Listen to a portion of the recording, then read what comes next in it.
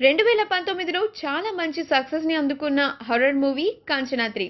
ఈ సినిమాలో రాఘవ లారెన్స్ కీలక పాత్ర పోషించగా బ్లాక్ బస్టర్ హిట్ అయింది. ఇందులో మరొక హీరోయిన్ దెయ్యం పాత్రలో రష్యన్‌కి చెందిన అలెగ్జాండ్రా జావీ అనే నటి నటించగా ఆమెకు చాలా మంచి గుర్తింపు దక్కింది. ఇదిలా ఉంటే తాజాగా ఈమె మృతి చెందిందన్న బ్రేకింగ్ న్యూస్ వినిపిస్తోంది.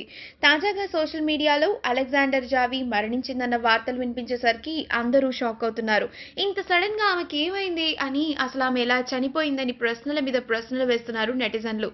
ఆమె గోవాలో తాను బస చేసిన హోటల్లో మృతి చెందగా ఈమె మరణం వెనుక ఒక కారణం ఉంది అన్న వార్తలు కూడా వినిపిస్తున్నాయి.